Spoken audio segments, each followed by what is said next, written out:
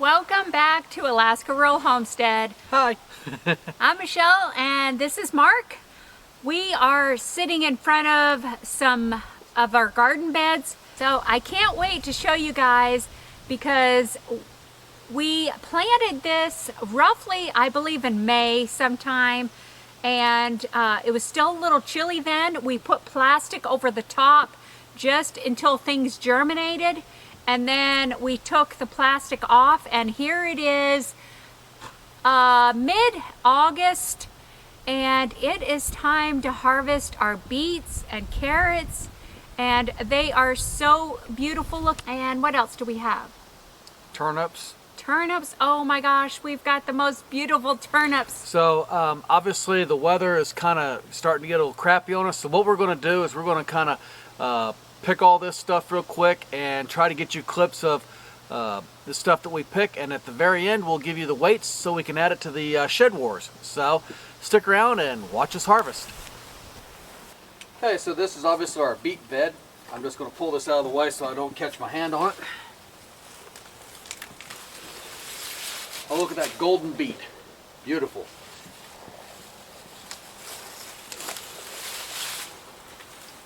Now, all of these tops will be used for feed for our animals. Also, I'm going to be canning some of the beet greens. Now, we've already gotten the beet green into the freeze dryer, but I'm also going to be canning some of my kale and the 1,000 head kale and whatnot. So we're super excited to see how these beets look. Some are small and some are big, but we're going to try to get up the majority of them today. It is supposed to be raining later on, so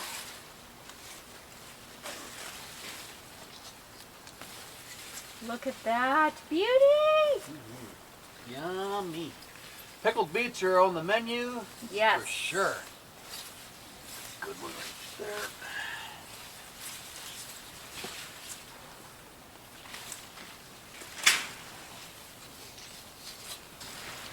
Oh, there's another nice one.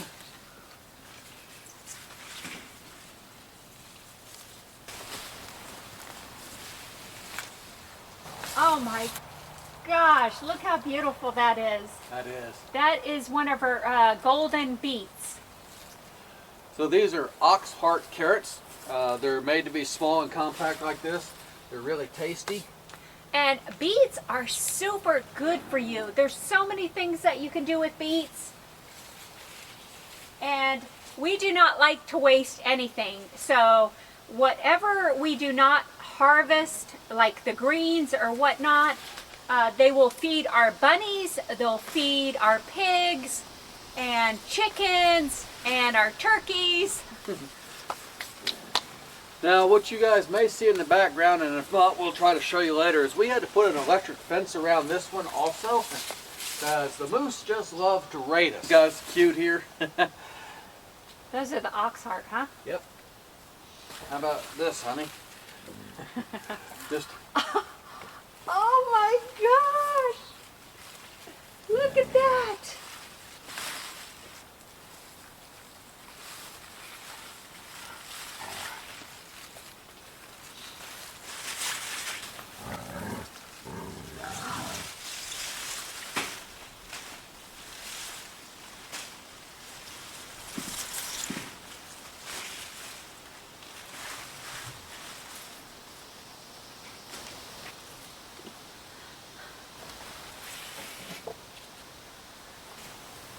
Look, we've had the little voles chewing on there. Yeah, in Alaska everything loves to eat your garden.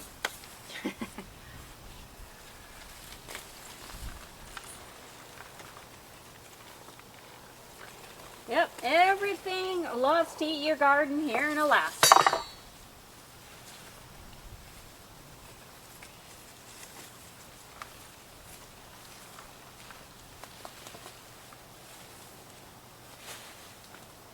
There's a nice one. Wow. That one wasn't competing for space.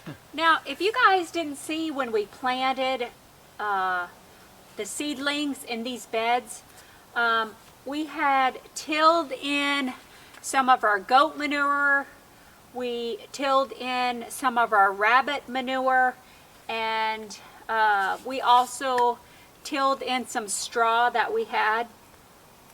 And that is basically, besides the glacier dust that I use, is basically all that we have put in our garden beds. So we didn't feed them any extra but that high nitrogen manure count that we had put in.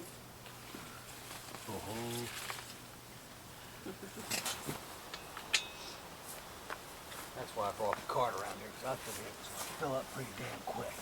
Yeah. Look at that monster. That's nice.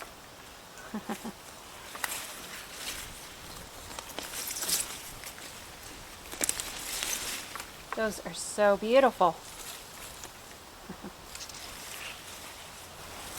So this is just the harvest in the little short bed over here. It's not 5-6 foot across and 10 foot long, and this is the harvest out of that one bed. Obviously there's a lot of greens here that we won't eat. The beet greens are really good, but we can't keep them all. But they will go to the hogs, they will go to the rabbits, they're going to be used. It's not going to be wasted. It helps add to our feed that we feed our animals, which in turn we eat anyway. So the rabbits, the chickens, and the hogs will all get parts of this. Turkeys. Turkeys, I forgot about the turkeys. So all this will be processed out, and once we get this all cleaned up and separated, we'll get you some weights on some stuff, and so you have an idea of how much we harvested just off of this one little bed. And you know, if you guys have been watching our channel, you know I love to make veggie shakes. I love to use a lot of our veggies from the garden. I use our kale, I use our spinaches, I use our beets, I use the beet tops, I use the carrot tops for a lot of the smoothies and whatnot that I make for Mark and I, just so we can stay healthy. And keep me fat. So, but we've also got a little pile here for Fiona and Shrek and our chickens. We've got little piles going everywhere, but we've got a lot of work to do to get these canned and processed and put up for the winter. So honey, I'm going to grab a turnip real quick for Okay. dinner. So if you want to show them what the turnip looks like when I pull it out. So this is our turnip bed. We have turnips. We have giant turnips, regular turnips, which are purple tops, and we have some kale in here also. So I'm going to pull one of our turnips, our purple tops, for dinner tonight.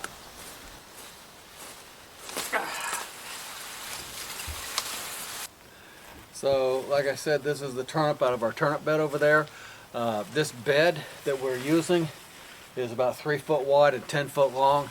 It's really compact gardening. That's why they're so funky shaped, because they're all crammed in there together, but you can see they do grow like that. Really good for you. These greens and this turnip will go into a pot tonight for dinner, and all this that you see, God's bounty here, will be processed and either canned up, frozen, or pickled. So if we have any extras, we give it to friends in need. So we make sure that everybody in the neighborhood that needs something like this is covered too. So it's part of sharing the bounty that God gives us.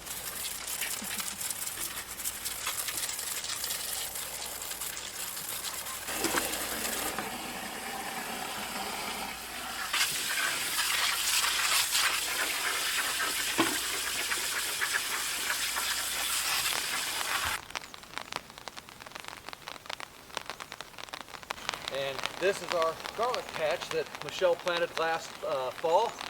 It overwintered. She put some straw over top to keep them from freezing down too hard. And they came back this year, and we're having a great harvest.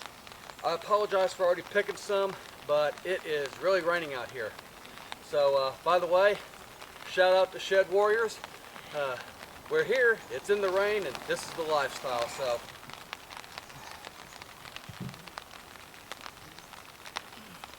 some of these guys are in pretty deep, but that's okay. Now it's better when you pick these to kind of dig down and grab them versus grab them from the top and pull them, because you pull it away from the bulb and it makes it a little harder for them to dry out. We started doing that and we found out real quick the ground was too tight, so we had to dig them. So and it's real simple, just run your hands right down next to the bulb, pull it out.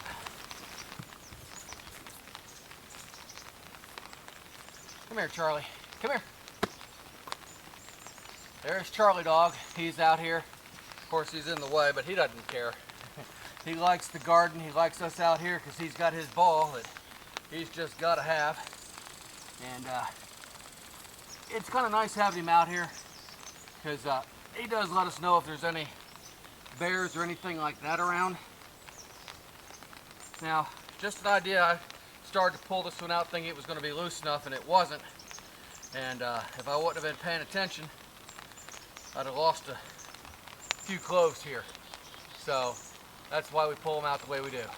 Hopefully you can hear me because we're getting ready to feed the hogs, and they see the food here and they're ready to go. So this is stuff that we harvested yesterday. We went ahead and basically cut the beet tops off. We used a lot of them to freeze and to save for salads and soups and all sorts of other things that we make. But this is just what's left over, and because we don't waste anything, we give it to our pigs. We've got 3. We've got Charlotte and JD, and then we have one of our babies that we call Honey. So this all goes to them. But they're ready to eat, so we're going to go up here and give them some food. So come on along.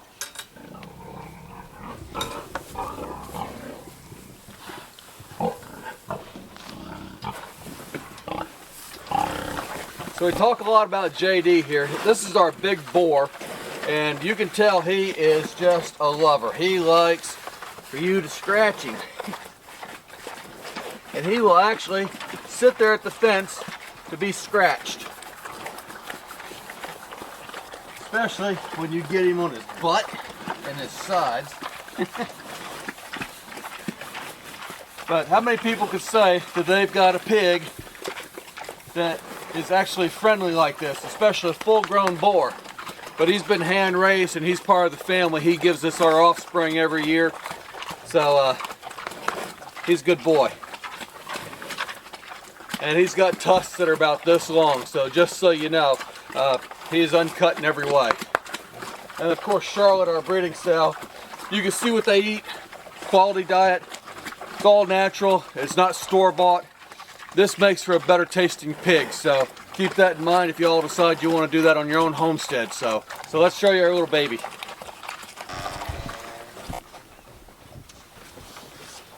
So this is Honey. And she's one of the offspring. We give her some nice greens, and we'll give her some come here. Oh, you haven't found the greens. No. Everything else stops.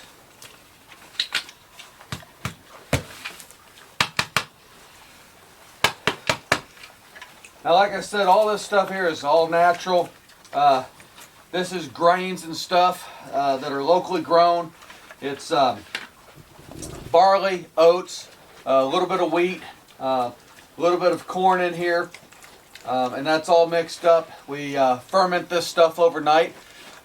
Make a mash out of it, which does 2 things. It starts breaking it down and releasing the amino acids, which makes it easily digestible for them. But it also gives them a water intake because their food's got water already. This we supplement with regular water and obviously with greens, and you can see she just loves those. But this is our baby. We named her Honey, but we'll leave her alone. We'll let her go ahead and eat her grub here and be a happy little piggy. So. All right, so we got the beets in, and now we're gonna weigh them.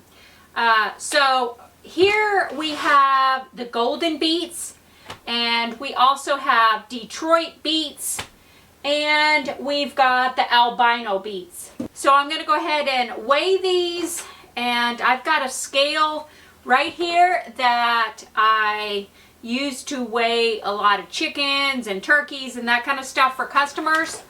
So we got it zeroed out.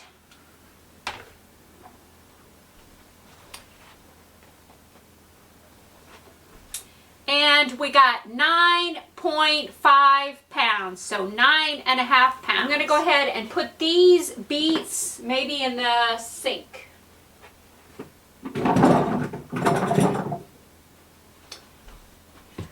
Then I'll put the albino beets in here. Let me trim those off a little bit.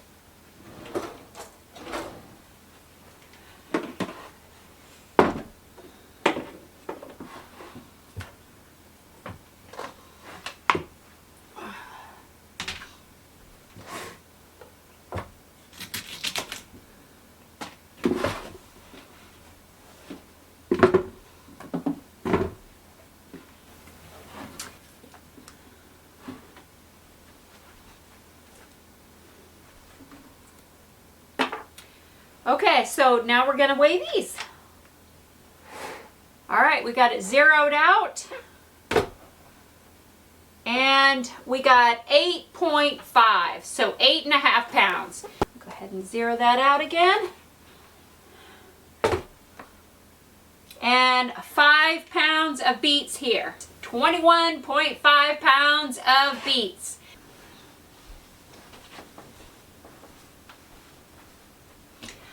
Okay, so we're back. We got all the beets canned, and now I've got to move on to the carrots. We are going to go ahead and weigh the carrots.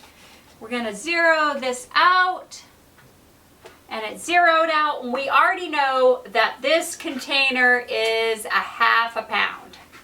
So we'll go ahead and get this weighed. All right, so we got 7.5 pounds of carrots.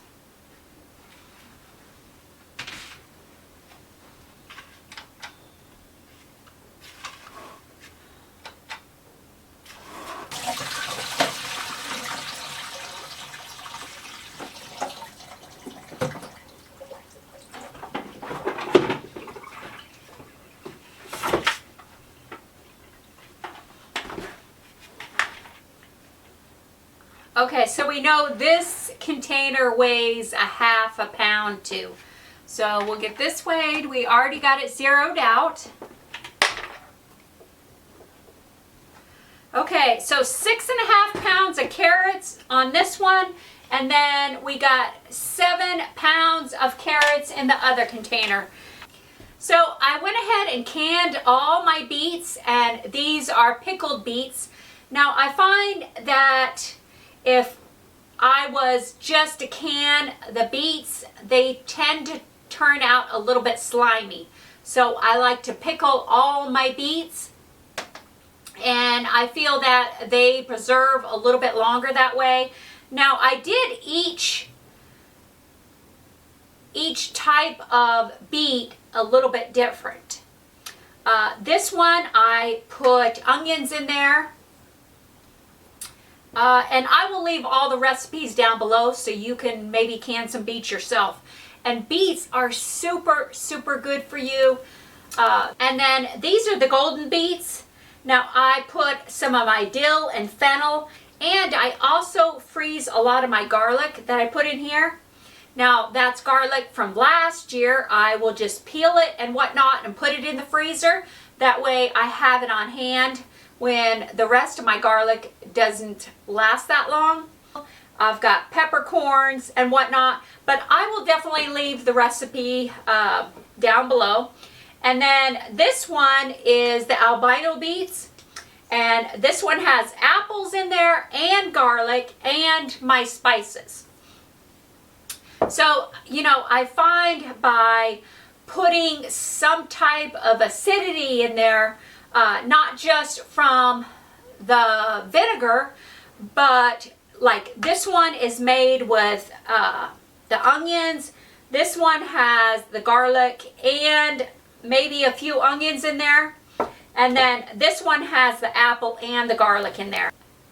Now, one other thing that I usually put into my beets, I didn't put it in the Detroit beets here, but I did the golden beets and the albino beets. I love to use turmeric. Turmeric is super great for antioxidants and cancer fighting abilities. So I love to use the turmeric in my canning stuff. All right, so we got the weight on our carrots. So I'm gonna put a few carrots aside because I have a moose roast going today because it's gonna be really busy.